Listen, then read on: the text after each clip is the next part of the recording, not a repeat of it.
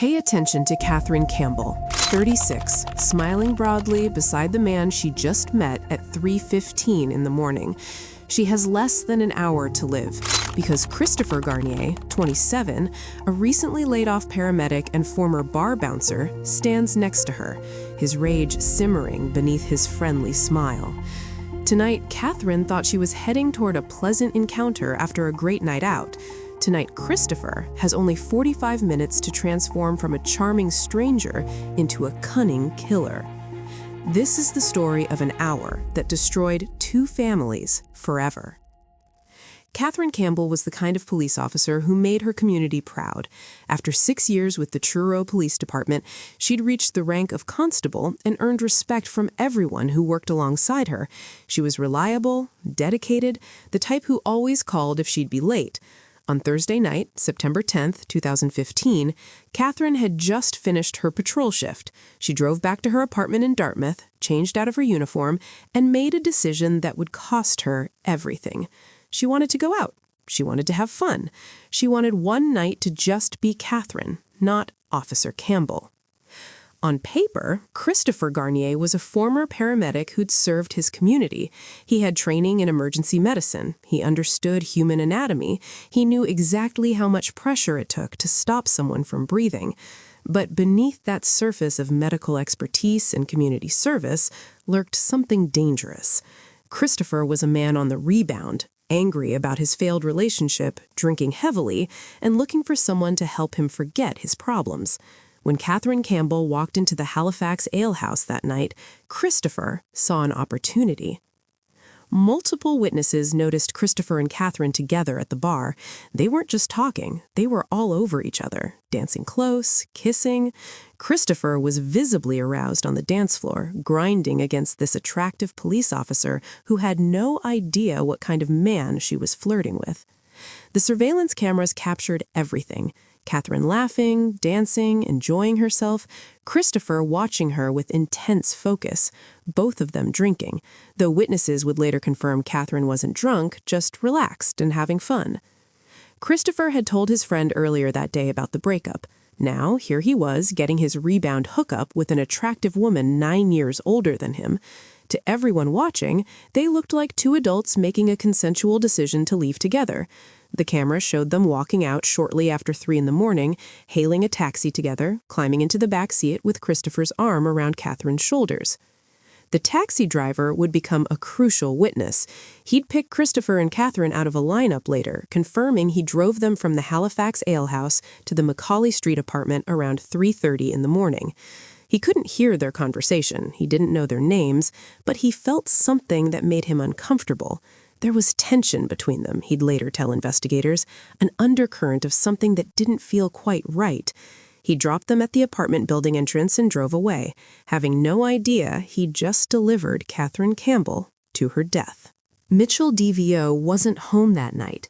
He'd been out drinking at a different bar and wouldn't return until the next morning. This meant Christopher and Catherine were completely alone in that apartment. No witnesses, no interruptions, no one to hear what happened during those crucial 45 minutes between 3:30 and 4:15 in the morning. What we know comes from forensic evidence and Christopher's own eventual confession, though he'd later try to take it back. The apartment's layout was simple. A small den with a pull-out bed, a television, some furniture, cleaning supplies, and a cupboard. Catherine and Christopher entered together. Maybe they were kissing, maybe they started to undress, maybe Catherine changed her mind about what she wanted to do. Maybe Christopher said something that made her uncomfortable. Maybe she tried to leave. What happened next was pure evil. Christopher's hands found Catherine's throat. His paramedic training kicked in, but not to save a life, to end one. Catherine fought back, but Christopher was stronger, angrier, more determined. He punched her face multiple times with enough force to fracture her nose and blacken both eyes. Then he strangled her. He squeezed her throat until she couldn't breathe, until she couldn't scream, until her body went limp in his hands. He held on even after she stopped struggling. He held on until he was absolutely certain she was dead. The forensic evidence would later paint this picture clearly. blood spatter on the den floor, blood on the back of the television, blood on the Xbox handle, blood on the cupboard handle where cleaning supplies were kept, suggesting Christopher immediately started trying to cover up what he'd done. Catherine Campbell, 36-year-old police constable, dedicated public servant, beloved daughter and sister, died on a stranger's floor less than 1 hour after leaving the Halifax alehouse. At approximately 4 in the morning, surveillance cameras captured something chilling. Christopher Garnier emerged from the Macaulay Street apartment building, walked to where the trash bins were kept, and selected a large green compost bin. He pulled it back toward the building entrance, struggling slightly with its weight. Multiple witnesses saw him during the next hour. A garbage truck driver noticed a man pulling a green bin that looked unusually heavy. Another man heading to work early made eye contact with Christopher and later told police the guy looked weird, like something was seriously wrong. The cameras tracked Christopher's route through downtown Halifax. He pulled that green bin for blocks heading toward the McDonald Bridge area near the Halifax harbor. Inside that bin was Catherine Campbell's body, stuffed in with the callousness of someone disposing of trash. Christopher had wrapped her in the mattress from Mitchell's pull-out bed, the same mattress he'd claimed the next morning that he'd vomited on and thrown away. But it wasn't vomit on that mattress. It was evidence of murder. Under an overpass near the bridge, Christopher found a secluded spot. He dumped Catherine's body from the bin, covered it with a large wooden box to hide it from casual view, and threw her keys into a nearby garbage container. Then he pulled the empty green bin to a different location and abandoned it there, trying to separate the evidence. Finally, 5:30 in the morning, he returned to the apartment, cleaned up as much as he could, and lay down on the couch to sleep like nothing had happened. Mitchell DVO came home around 9 in the morning, still probably a bit drunk from his own night out. He found Christopher asleep on the couch, which immediately struck him as odd. Christopher had been sleeping on the pull-out bed in the den. Where was the mattress? Mitchell asked the obvious question. Christopher had his answer ready. He'd gotten sick during the night, puke all over the mattress, felt terrible about it, and threw the whole thing out rather than make Mitchell deal with cleaning it up. "Don't worry," Christopher said with what must have been impressive calm. "I'll buy you a new one." Mitchell accepted this explanation and went to bed himself, exhausted from his night in the drunk tank. Christopher spent that Friday acting completely normal. By Saturday, September 12th, just 1 day after murdering Catherine Campbell, he managed to reconcile with his girlfriend, Brittany. They got back together. He moved back in with her. He went to his father's birthday party on Sunday, September 13th. Everyone who saw him said he seemed fine, acting like himself, showing no signs of stress or guilt. He had sex with Brittany multiple times over the weekend. He smiled and laughed at the birthday celebration. He was, by all appearances, the same Christopher Garnier everyone knew. But Catherine Campbell's dispatch supervisor at the Truro Police Department was growing worried. Catherine was supposed to work on Monday, September 14th. She never showed up. She never called. This was completely out of character for Catherine, who was known for her reliability. The supervisor requested a welfare check from Halifax Regional Police, who went to Catherine's Dartmouth apartment. No answer at the door. Officers entered to find the apartment undisturbed, but Catherine's purse, phone, and daily essentials were missing. Surveillance footage showed her leaving days earlier. She'd never returned. On Tuesday, September 15th, 5 days after Catherine disappeared, someone found her body under that overpass. Police immediately recognized this as a homicide. Superintendent Jim Pearson addressed the media, his face grim, announcing that Catherine Campbell's disappearance had evolved into a murder investigation. The file had moved quickly, he said. By Monday afternoon, they'd believed it wouldn't have a positive outcome. Now they knew for certain. Campbell, which is being treated as a homicide.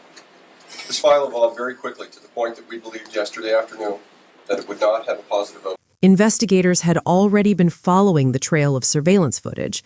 They'd tracked Catherine from her apartment to the Halifax alehouse. They'd found witnesses who saw her with Christopher Garnier. They'd obtained the taxi driver's testimony, and they'd found the surveillance video of Christopher pulling that green bin through downtown Halifax at 4 in the morning. And they'd found Catherine's keys in a garbage bin near where her body was discovered. Christopher Garnier was already their prime suspect before they found Catherine's corpse. Just over 1 hour after discovering Catherine's body, police arrested Christopher Garnier while he was driving his car. What they found inside that vehicle told its own story. A tarp, rope, a blanket, a 5-liter gas can that was half full, a backpack containing sandals, a long-sleeve hoodie, 3 t-shirts, pants, 6 pairs of underwear, toiletries, his passport, a deck of cards, and 2 boxes of Cipralex, a medication for depression. This wasn't the inventory of someone running errands. This was someone preparing to either burn a body or flee the country, probably both. Police obtained a warrant for Mitchell DeVio's apartment. There, they found blood evidence that sealed Christopher's fate.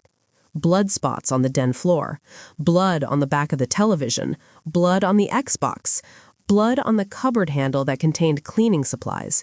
Every single sample matched Catherine Campbell's DNA. The apartment also yielded a computer with suspicious search history. Memory loss related to alcohol, memory loss due to antidepressants. Christopher had been researching whether he could claim he didn't remember what happened. Christopher Garnier sat across from investigators for 9.5 hours. The interrogation footage would later be played in court, showing a man desperately trying to avoid responsibility for what he'd done. His primary defense was simple: I don't remember. Silence. Then more claims of memory loss. But the investigators had evidence Christopher couldn't explain away. They had the surveillance footage of him pulling that green bin. They had witnesses. They had the blood evidence. They had the contents of his car. Christopher's story kept changing, evolving, trying to find some version that might save him. The detective tried a different approach, appealing to Christopher's humanity, or what was left of it. If I ran over a dog, I'd feel bad. How can somebody do something like this and then all weekend act normal? Have sex with your girlfriend, go to your father's birthday party, and everybody says you look like always? Christopher had no good answer. He'd been driving around, the detective noted, with a tarp and gasoline in his car. He'd driven past where Catherine's body lay hidden. What was he planning to do? I thought about it, yes. Christopher finally admitted he'd considered going back to retrieve Catherine's body. The gasoline? He knew what it was for, but wouldn't say it directly. The detective said it for him. Christopher was planning to burn the evidence, to destroy Catherine Campbell's body completely, to eliminate any trace of what he'd done. Eventually, under relentless questioning, Christopher admitted key facts. No, Catherine wasn't alive when he put her in the compost bin. She wasn't breathing. She wasn't moving. You're a paramedic. How do you know that she was not alive? He knew she was dead because he was a paramedic. He understood what death looked like. And yes, it had ended quickly. Whatever happened in that apartment, Catherine Campbell hadn't suffered for hours. She died relatively fast, strangled by hands that had once been trained to save lives. After his confession, Christopher wrote a letter to Catherine's family. A police officer read it aloud at trial. The words dripped with false remorse. I don't know where to start. I only hope this will give you some closure. I never wanted this to happen. I've always been a caring person, but this is my darkest moment. I don't expect you to forgive me for what happened, so I won't ask for your forgiveness. I do need you to know that I am so sorry this happened. If I could give my own life to get hers back, I would. I will carry this with me for the rest of my life. The letter sounded good. It hit all the right notes of regret and self-incrimination, but everyone who heard it knew the truth. Christopher wasn't sorry he'd killed Catherine Campbell. He was sorry he'd been caught. If he was truly remorseful, he wouldn't have spent that weekend acting normal, having sex with his girlfriend, attending birthday parties, and planning to burn Catherine's body to destroy evidence. The Crown alleges that he and Catherine Campbell got home to that apartment. They were in for a very short time before he punched her and then strangled her until he could hear her last breaths. And then he used a mattress to drag her body outside. He put the body into that green bin, wheeled it through downtown Halifax, dumped it in some bushes. If he was truly remorseful, he wouldn't fight the charges at trial. But that's exactly what he did. Christopher Garnier was charged with second-degree murder and indignity to human remains. Despite his confession, despite the surveillance footage, despite the forensic evidence, he pleaded not guilty. His trial began in November 2017, more than 2 years after Catherine's death. He made bail at $100,000 and was placed under house arrest, though he violated those conditions and was arrested again before trial. The defense strategy was as predictable as it was disgusting. They claimed Catherine had asked for rough sex. She'd wanted Christopher to choke her. Her death was an accident during consensual activity. The broken nose, the blackened eyes, the clear signs of violence, all part of the rough sex she'd requested, they claimed. And if she'd wanted to stop, she could have fought back. She was a police officer, after all. She knew self-defense. The fact that she didn't overpower Christopher somehow proved she'd consented to everything that happened. The defense also argued that Christopher suffered from PTSD from the incident itself. That's right. They claimed the trauma of murdering Catherine Campbell gave Christopher post-traumatic stress disorder. He couldn't think clearly, he'd been in a dissociative state, he didn't really remember disposing of her body, driving around with supplies to burn it, or acting completely normal all weekend. It was all a trauma-induced blur, they said.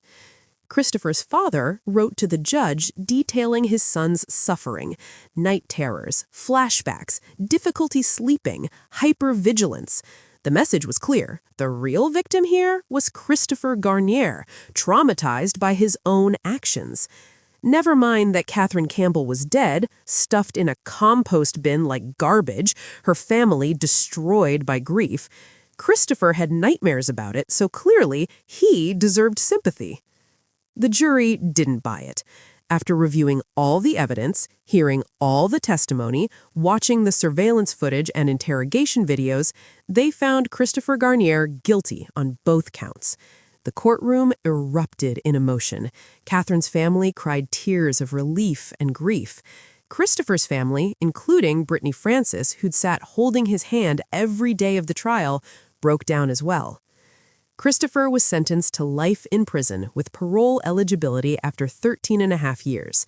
But the story didn't end with Christopher's conviction. It got worse.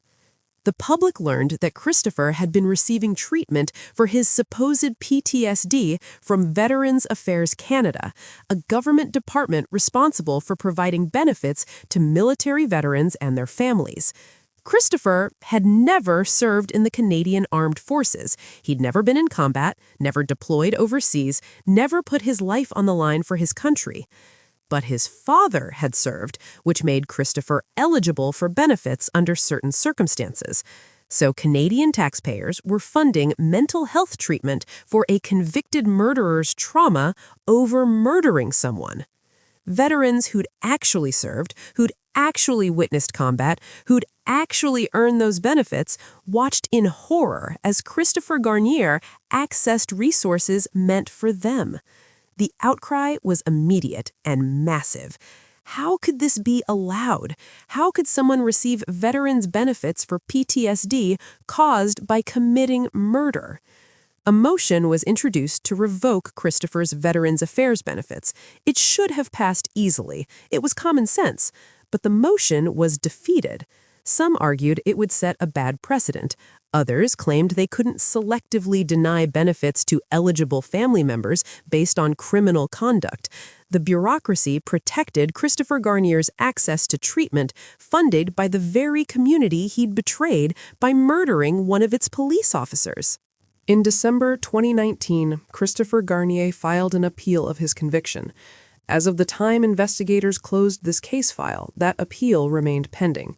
Christopher continued fighting, continued claiming he didn't deserve his sentence, continued maintaining that Catherine Campbell's death was somehow not entirely his fault. His girlfriend, Brittany, wrote a letter for his parole hearing describing Christopher as the best kind of person inside and out who had saved her from herself. She was looking forward to their future together, she said. But Christopher Garnier doesn't have much of a future outside prison walls. He murdered a police officer. He disposed of her body like trash. He planned to burn her remains. He showed no remorse beyond what he thought might help his case. And the woman writing about their beautiful future together was apparently unbothered by the fact that Christopher had hooked up with and murdered another woman during the brief period they were broken up. And that tells you everything you need to know about the judgment of people still supporting him. Catherine Campbell's family will never get their future with her. They'll never see her achieve the promotion she was working toward. They'll never celebrate another birthday, another holiday, another ordinary day together. Catherine died because she made the simple decision to go out for drinks on her night off. She died because Christopher Garnier was angry about his breakup and looking for someone to take that anger out on. She died because a man trained to save lives decided to end one instead. The case of Catherine Campbell stands as a reminder that danger can come from the most unexpected places. A popular bar, a charming stranger, a casual hookup that seemed fun and safe. Catherine had no way of knowing that Christopher Garnier was capable of violence. He had no history of attacking women. His girlfriend said he'd never hit her.